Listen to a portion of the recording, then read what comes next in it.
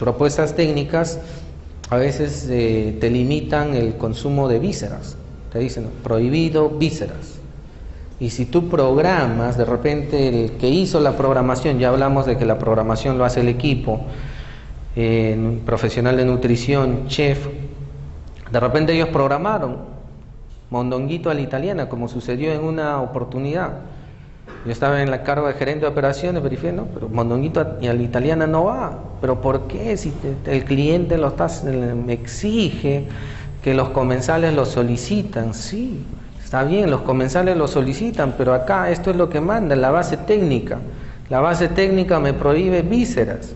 Y si yo programo esa víscera, por más que a todos de repente el día que consumieron vísceras pusieron en su bolita verde, a mí la empresa me sanciona. Y esa sanción pues no es por 1.000, 2.000 soles. Correcto, en una entidad cuando das por 1.500, 2.000 comensales, eso es más de... Mínimo es una UIT. Mínimo. Entonces tenemos que leer esas bases del contrato. Otro de los aspectos en la parte técnica, la cantidad de personal también. Es en el contrato, en la propuesta técnica, tú participaste, al participar la entidad ya está de acuerdo con ese proceso. Entonces ganas la licitación, ganas la buena pro, pues tienes que cumplir. Y en muchas entidades te establecen ahí que tienes que tener tantos ayudantes de cocina, tantos nutricionistas, tantos ingenieros de calidad y tantos mozos o azafatas. Y tienen que tenerlo. Correcto. El espacio físico de la cocina, ¿no? Obviamente antes de diseñar una cocina hay que hacer el layout, ¿no? Pero ya, en muchos casos ya encontramos pues la infraestructura y solamente tenemos que hacer modificaciones de áreas o mejorar el flujo a fin de evitar la contaminación del alimento. Bueno, y tenemos que tener presentes los servicios que se dan, ¿no? De repente en alguna entidad le solicitan servicio de desayuno, almuerzo, cena, amanecida. Sobre todo en proyectos mineros, es más, acá cuando implementamos en Hermes también, desayuno, almuerzo, cena, amanecida a las 2 de la mañana. Y nosotros verificando las programaciones, precisamente el concesionario anterior salía porque habían programado en el tema de amanecida, habían programado un tacu-tacu. ¿Y por qué programaron eso? No, es que a los agentes de seguridad les gusta y querían. Bueno, los que les gustaba era 1 o 2, pero se atendía a 600. Y cerca de 20 sufrieron de indigestión, ¿no? Obvio, razón suficiente para que sacaran al concesionario. Entonces tenemos que evaluar esos aspectos, evaluar la digestión, la digestibilidad, ¿no? Ustedes saben que si programo un alimento que tiene alto contenido de fibra, la digestión es lenta. Entonces esa digestión tengo que programarlo en la hora del almuerzo, ¿no? Pero no para la cena y mucho menos para la amanecida, ¿no? O si programa, bueno, que sea sin cáscara y en puré, pues, ¿no? Podría ser ahí una opción, pero bueno. Conocer, evaluar si es comida transportada, ¿no? Por ejemplo, acá está, este es un contenedor isotérmico. Pongo mis gastronómicos, mis tablas, ¿correcto? El sellado hermético, y en muchos casos si es para más de 2 horas, estos tienen una parte eléctrica que tú solamente enchufas a la furgoneta y ya se mantiene a 60 grados. Si es menos de 2 horas es suficiente, no baja la temperatura. Contenedores isotérmicos para transportar alimentos calientes. Hablamos de plato caliente, un plato que ha pasado por cocción. Y eso tiene que conservarse a 60, mínimo a 60 grados centígrados. Y una preparación que no ha pasado por cocción,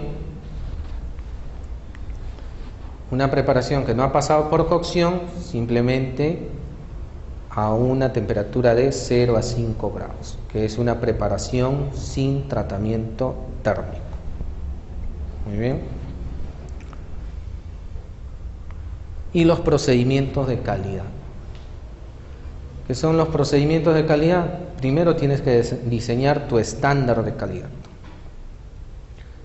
donde detallas todos tus principios generales de higiene, luego tu BPM, tu POEX, etc. Mobiliario, ¿no? Los equipos, con qué equipos cuentas para realizar la producción.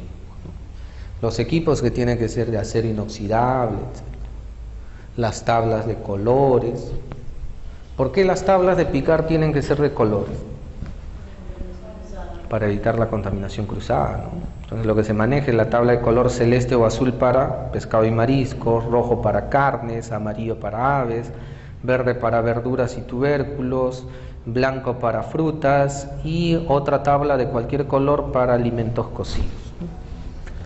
El personal, particularmente si ustedes quieren validar o implementar un procedimiento, trabajen con profesionales.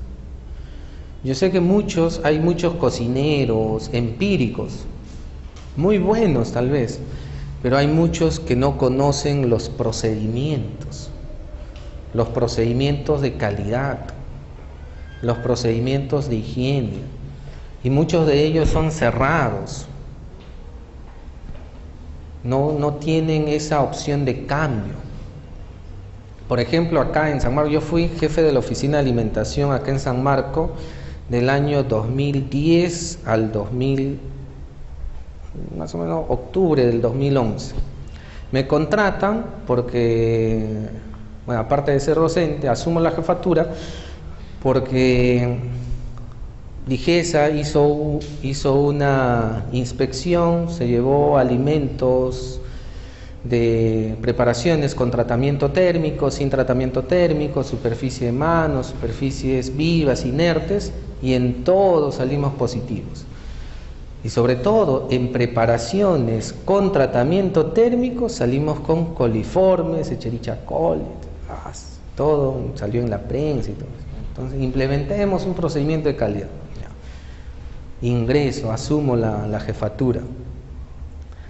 Bueno, hice una inspección de diagnóstico, había muchas deficiencias, con decirles que no existían manilubios, gabinete de higienización, es decir, si el personal no tenía dónde lavarse las manos, era obvio que iban a salir positivos. Y otro aspecto importante era la edad de los trabajadores. Solicité el currículum de todos, ninguno tenía estudios de gastronomía, y la edad promedio era cerca de 60 años. De los 49 trabajadores que tenía en ese entonces, 30 de ellos superaban los 50 años. Es más, habían trabajadores que tenían 70, 72 y seguían trabajando en el área de cocina. Obviamente no desempeñaban la función como debe ser, simplemente se pasaban pelando arvejitas, y en mi caso preocupado porque se resbalaban y fracturan, y una fractura a esa edad en ellos pues ya es quedar lisiado. Entonces, uno de los cambios en contra del sindicato y todo eso fue pues sacar, depuré a más del 80% de trabajadores. Y contratamos por terceros a profesionales de la gastronomía, ¿no? Y en este caso el personal, primero los invitamos a que se jubilen, no querían, ¿no? Decían, yo salgo de San Marcos con los pies por delante, como lo hacían varios cocineros, pies por delante, ellos pertenecen a la antigua ley generales, ya fallecidos. ¿Y por qué no te jubilas? No, es que si jubilo mi sueldo va a ser de 800, 900 soles. Cambio ahorita mi sueldo es 3.800 soles, nombrado. Jefe de cocina. ¿Qué es lo que hacía? Pelaba arvejitas, y ahí hacía hora. Hicimos todo ese cambio, mejoramos, estuvimos a punto de implementar un sistema HACCP, ¿correcto? Aquí adquirimos equipos, renovamos personal, implementamos gabinete de higienización, mejoramos el menú. Cuando yo era estudiante recuerdo que solamente era pues de lunes a sábado, solamente un día recibían, porque acá el menú es gratis, un día a la semana podías recibir ahí tu presa, los demás días solamente era la menestra más una salsa criolla, Y en esa gestión que yo hice, con el mismo presupuesto que se manejaba años anteriores, pues todos los días se le mandaba presa. Claro que algunos días picadillo, 2 veces a la semana presa, se implementaron jugos en el desayuno, etc. Todo un cambio. Pero como son cargos de confianza, entra otro cambio de rector, ya lo que a veces se hace, en vez de avanzar, de mejorar, se retrocede. Pero bueno, esperamos que sigan mejorando. Entonces siempre tienen que hacer su diagnóstico y sobre todo el personal. Entonces yo particularmente siempre trabajo con profesionales de gastronomía. Para eso han estudiado, son expertos. Y son los que aprenden rápidamente, interiorizan y cumplen con el procedimiento, porque saben que es un manual de funciones, saben que es un lineamiento de trabajo, saben que es una política de calidad. En cambio, con personal empírico, muy complicado. Muy bien, capacitar en la normativa sanitaria vigente. Entonces a ellos, según la norma, nos indica, pues, ¿no? En el artículo 43 deben estar capacitados en buenas prácticas de higiene, buenas prácticas de manipulación, contaminación, ETAs, normativa sanitaria, que es la 363, HASA. Y además nosotros tenemos que darle más temas, calidad de servicio, seguridad, porque ahora ya estamos con el OSHAS 18001, política de seguridad. O de repente el ISO 14001, que es de gestión de protección al medio ambiente. Entonces, todos esos temas. Asignar al personal las tareas adecuadas para optimizar la mano de obra. En este caso, si tenemos o contamos con un jefe de cocina y es un chef, pues darle la responsabilidad a él que asigne el cuadro de funciones, ¿no? Lo que le llamamos el CAP. El cuadro de asignación de personal. Entonces él es el que toda la autoridad o el jefe de cocina o el administrador tienen la autoridad suficiente para designar en qué puesto le ubica, ¿no? Si la gerencia va y vemos de que alguien no funciona, pues ya hay inmediatamente el cambio. Y calidad de servicio, ¿no? Ustedes saben cuando van a McDonald's, a Starbucks, el saludo, ¿no? Buenos días, bienvenidos a esta entidad. ¿En qué podemos servirles, ¿no? Entonces, enseñarle al personal que desde el momento de servicio a todos los trabajadores tienen que darle primero, decirles pues la bienvenida, saludarles. Cuando hablamos de calidad hay 2 tipos de calidad: calidad intangible, que yo lo puedo ver, lo puedo medir, lo puedo tocar, y calidad intangible, que no lo puedo medir, pero que sí lo puedo sentir. Por ejemplo, la sonrisa, la mirada de la persona que me atiende en caja, yo no lo puedo medir, no lo puedo decir si es una sonrisa buena, excelente, etc., pero sí lo puedo sentir. Entonces, una mirada, una sonrisa hace de que el cliente regrese. Entonces, tenemos que considerar esos aspectos y capacitarlos, pues, ¿no? Y no es una capacitación de un día, es por eso que se habla de capacitaciones de 20 minutos, todos los días. Y eso tienen que establecerlo como política. Todos los días, a la hora de su almuerzo, que dura entre 20 minutos, media hora, 20 minutos de capacitación, obviamente firmando en los formatos de capacitación, que también la norma nos exige. Lectura del manual, problemática y servicio. Y van a ver cómo mejora ese servicio de alimentación. Y aparte que el personal también se siente más comprometido con la empresa y con la entidad. Evaluar pues el costo, ¿no? Primero ustedes determinan su punto de equilibrio. En el punto de equilibrio analizamos nuestros costos fijos, costos variables, y nosotros determinamos cuánto es la mínima cantidad de menús que yo tengo que vender para estar en cero. Ahí determinas tu punto de equilibrio. Entonces, si vendes más, ya hay utilidad. Si vendes menos, pérdida. Entonces, hay una formulita y todo eso para determinar el punto de equilibrio, que se tocó el mes pasado, ¿no? Gestión de costos. Otro, el tema del presupuesto económico designado a la preparación, ¿no? ¿Qué porcentajes que se ha destinado? De repente el 40%, el 35%. Si mi costo de menú de repente es 12 soles, he destinado el 30% para gastar en insumos. Y no debo pasarme de ese presupuesto, porque si no es pérdida para la empresa. Control de gramaje. Por ejemplo, ustedes saben que si se corta un filete de carne, uno de 100 gramos y otro de 120 gramos, al ojo humano no se percibe.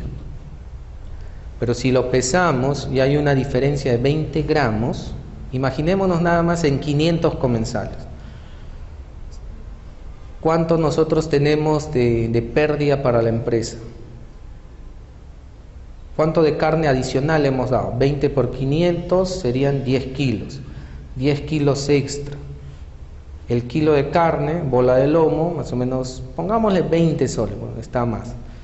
10 kilos por 20, 2.000 soles. 2.000 soles de pérdida, no, 200, ¿no? 200 soles. 200 soles en un solo día.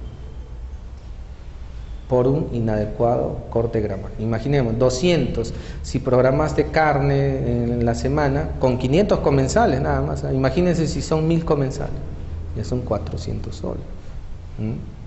20 gramos. Así es. Estacionalidad de los alimentos, ¿no? Obviamente, si un producto está de estación, nos cuesta menos. Y también nos sirve para la programación. Ya les había comentado que en una programación programaron champú limeño y no era temporada de guanábana. O en algunos casos programaron mousse de fresa y la fresa pues estaba por encima de los 8 soles el kilo. Entonces tenemos que evaluar todos esos aspectos, la estacionalidad de los alimentos. Cuando programen también en los refrescos, ¿no? Si no es temporada de naranja, no voy a programar pues refresco de naranja. Cuando tengo otras opciones, como la carambola, maracuyá, maíz morado, etcétera, que por ejemplo en esta época es económico. Viabilidad para la realización de la preparación. Recuerdo una anécdota en la cual se programó el goulash de carne. Y en ese proyecto el jefe de cocina no sabía cómo prepararlo. O en otro proyecto programaron lomito stroganoff. Y el cocinero, el jefe de cocina no sabía cómo prepararlo. Justo llego a hacer la auditoría, la inspección, programación, lomito stroganoff. ¿Y cómo lo habían sacado? Simplemente como un asado de carne. Pero así no es el lomito stroganoff. ¿Dónde está el champiñón? ¿Dónde está? No, que el jefe de cocina, uy. ¿Por qué sacó así el lomito stroganoff? No, es que no sabía prepararlo. Tenía todos los insumos. Tenía los champiñones, la crema de leche y todo. Pero no sabía prepararlo. ¿De quién fue la responsabilidad? ¿Del cocinero? ¿De las personas que planificaron el menú? Correcto, por eso la planificación siempre, profesional de nutrición con el jefe de cocina. Esto sucede, por ejemplo, cuando tenemos 20 proyectos, 30 proyectos y en algunos trabajamos con un solo menú para todos los proyectos. Y es ahí cuando sucede este tipo. Programaste algo y de repente el jefe de cocina no sabía o no estaba preparado. O faltó el jefe de cocina y asumió el segundo cocinero y no sabe cómo sacar esa preparación, ¿no? Que también sucede. Entonces tenemos que tener presente la viabilidad de la realización de los menús. Otro de los puntos también, por ejemplo, me tocó en un proyecto en Chilca, cuando estaba en construcción la termoeléctrica Phoenix Power. Todos los ingenieros que llevaron esa obra no eran ingenieros peruanos, sino eran ingenieros chilenos y argentinos. Solamente había un peruano, el ingeniero Soller. Todos los demás de la plana gerencia, chilenos y argentinos. Y obviamente ellos, al estar en la gerencia y se hacía un menú criollo, correcto, a veces para ellos no tenía mucha aceptación. Entonces, ¿qué se hizo? Se implementó un menú ejecutivo, un menú staff, y se realizaba pues para ellos 2, 3 veces a la semana preparaciones o platos que tienen bastante aceptación en lo que es Chile y Argentina. Es más, a ellos mismos les preguntábamos qué preparaciones decían que se les haga. Y ahí se programaban esos menús, ¿no? Y tenían muy buena aceptación en ellos, porque la mayoría de la parte gerencial de los ingenieros eran chilenos. Distancia y comida de transporte, ¿no? Comida transportada es un tema bien complicado. Tiene primero, para que ustedes acepten un proyecto de comida transportada, tienen que conocer y tienen que implementar todas las BPM, los POEs y HACCP. Si no, no asuman ese riesgo. Segundo aspecto, tienen que tener sus cambros, sus contenedores isotérmicos. Tienes que conocer qué preparaciones puedes enviar. Por ejemplo, comida transportada, ¿enviarían una papa a la huancaína, una ocopa? No, se fermenta. No. Y el refresco, por ejemplo, en una oportunidad me tocó implementar un HACCP en un proyecto, pero el último comedor satelital en el proyecto minero estaba a más de 2 horas de nuestra planta de producción. Y ya había antecedentes de que el refresco me llegaba fermentado. Sobre todo el refresco de maracuyá, el refresco de frutas, llegaba fermentado. A pesar que lo enviábamos en los contenedores y todo ello, llegaba. Obviamente al momento de la atención en línea todavía resistía, pero ustedes saben que no todos pasan al mismo tiempo. Entonces, sobre todo los ingenieros de ese proyecto, comedor satelital, se demoraban. La comida teníamos que enviarlo a las 10 de la mañana para que llegue allá al comedor satelital 12:30. Entonces 12:30 pasaba el grupo voluminoso, pero los ingenieros a veces se quedaban, pues empezaban a pasar 1:30, 2, y es ahí donde ya el refresco estaba por fermentarse. Entonces, ¿qué hicimos nosotros? Bueno, y los ingenieros, hablamos con ellos, ¿pueden pasar más temprano? No, que estoy estresado, que en tal lugar estoy en lugar, no, esa es mi hora de almuerzo. Ya, bueno. Entonces, enviamos una solicitud, vamos a utilizar un conservante, solamente para ese proyecto, y en la dosis permitida según la FAO. Entonces, ¿qué preservante hubieran utilizado ustedes? Por si nos autorizaron. Benzoato de sodio no les recomiendo porque pica y amarga. Entonces utilizamos sorbato de potasio.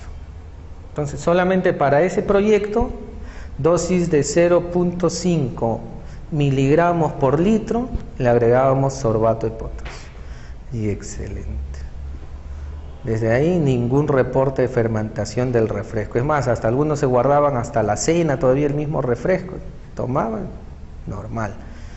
Pero utilizamos un aditivo. ¿Permitido? Sí, está permitido. Es más, cuando ustedes compran un néctar, un frugos, un pulp, que dice que es pulpa de fruta, porque solamente es colorante, esencia, están consumiendo. Su preservante es el sorbato de potasio. Así es que no hay por qué escandalizarlo, ¿no? Entonces, fue un medio que se utilizó y se redujo. Éxito. Muchos concesionarios habían pasado y nunca pudieron solucionar ese problema. Llegamos nosotros con simplemente ingenio, utilizando la ciencia, reducimos ese riesgo. Entonces, refresco nunca se olvide, sorbato de potasio. Cuando es comida transportada, cuando es comida por línea, no. Se fermenta si es que no lavaste la fruta, si es que no lo desinfectaste, si es que tu personal que preparó no se lavó las manos, etc. Ahí sí. Pero ahí no le vas a agregar sorbato de potasio, ¿no? Ahí lo que tienes que hacer es capacitar a tu personal. Para comida transportada, sobre todo si es una distancia considerable, más de 2 horas, pueden utilizar este preservante. ¿Okay? Los conocimientos de gastronomía peruana internacional, eso ya lo detallamos, y los riesgos de contaminación, ¿no? Entonces, cuando es comida transportada, platos térmicos, preparaciones térmicas que han pasado por cocción. ¿Sí? Y acá en comida transportada, por ejemplo, cuando estaba en Sodexo, logramos trasladar como comida transportada el ceviche y validamos el HACCP. Es más, yo fui el que validó el HACCP en el proyecto minero Barrick de Misquichilca, en Huamachuco. Está más o menos 6 horas de Trujillo, Sierra de Trujillo. Y logramos validar el HACCP para preparaciones sin tratamiento térmico como comida transportada, el ceviche. ¿Cómo era el procedimiento? Desinfectábamos el pescado, obviamente ya teníamos implementado BPM, POES, etc. Dentro de los POES, ustedes saben que toda preparación que no pasa por cocción tenemos que desinfectarla.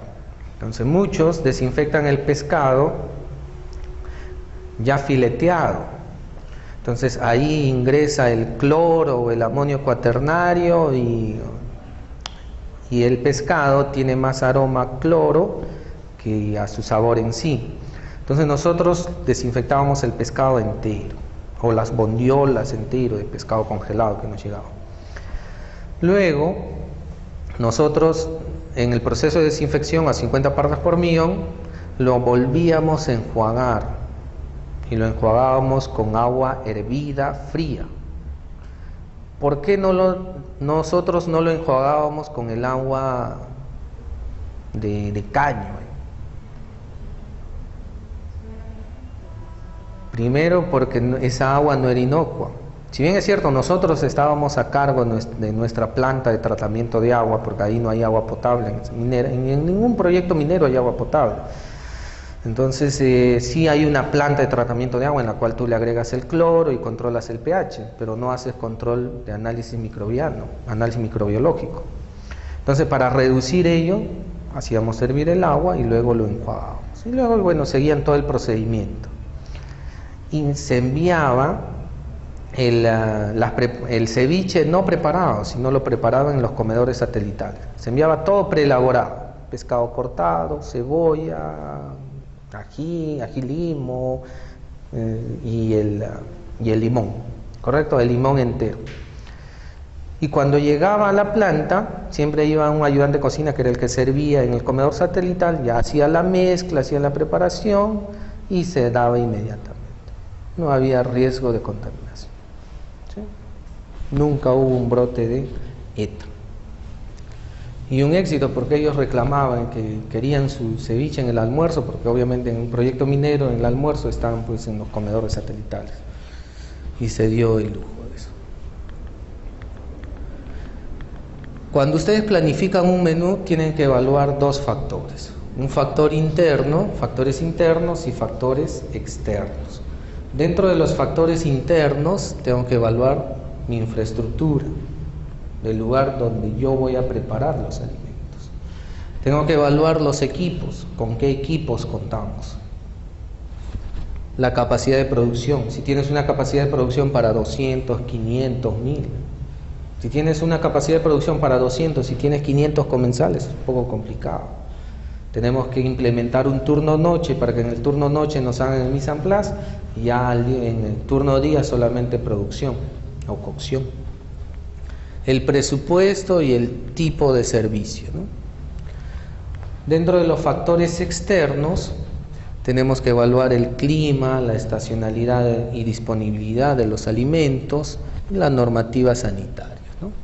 La distribución, ¿no? La distribución porcentual, ¿no? Que esto lo manejan los profesionales de nutrición, 20% en el desayuno, 45% de la distribución energética calórica en el almuerzo, 25% en la cena y un 10% de colación, ¿no?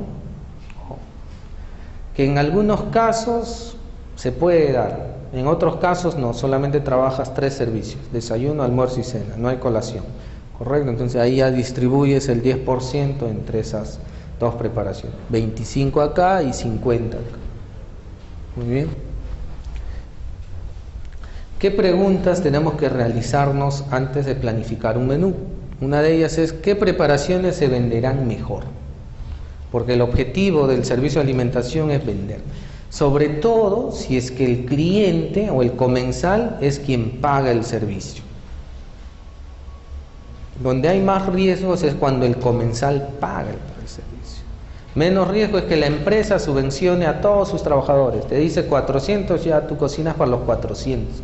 Si pasan los 400 o no, igual la empresa te paga por 400.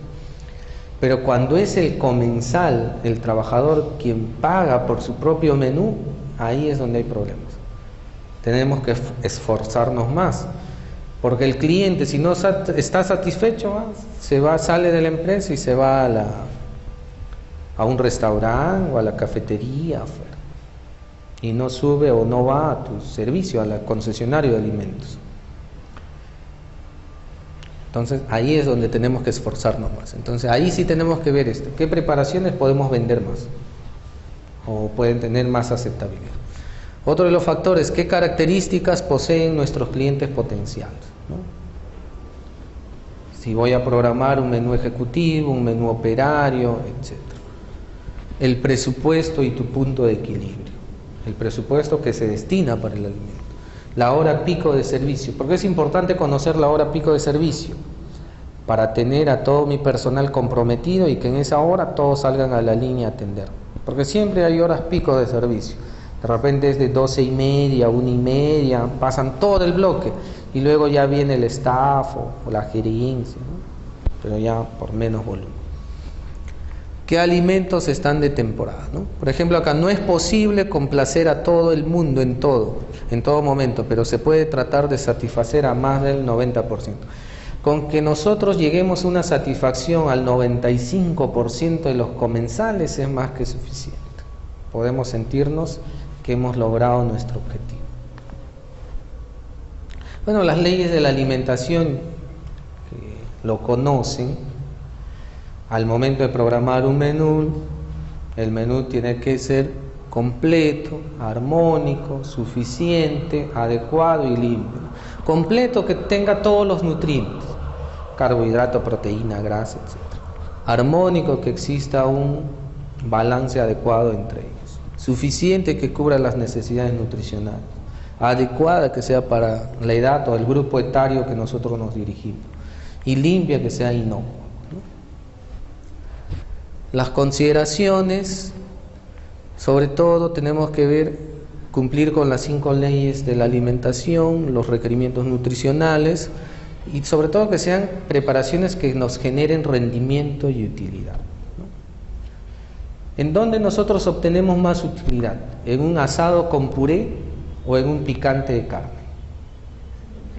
En el picante de carne. En el asado con puré tengo que mandar mi carne a 120 gramos.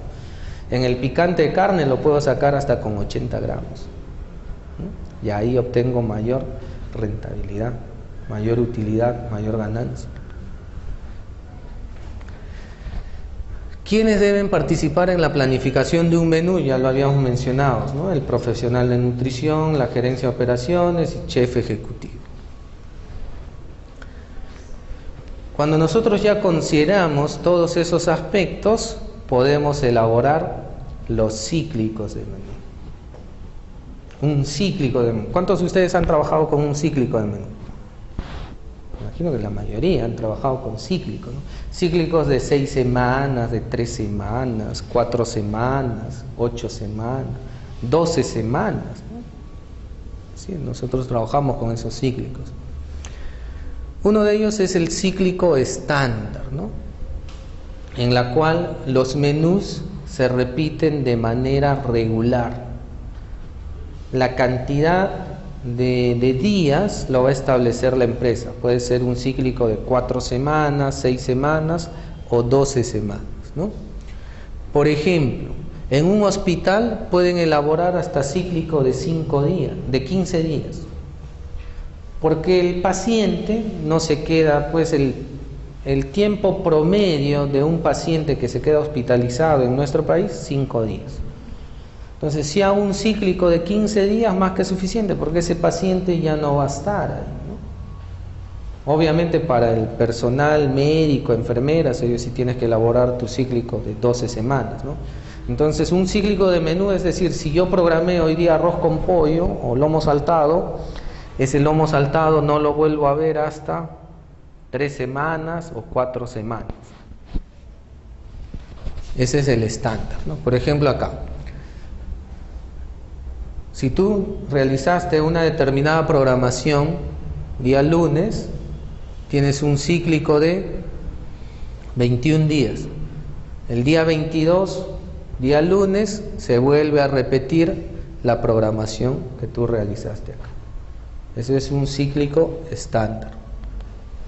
Un cíclico a salto tiene las mismas propiedades, mismas características, solamente que no lo vuelves a repetir el día lunes, porque hay muchos trabajadores que de repente salen de comisión y ya saben que les toca el día lunes y se hostigan.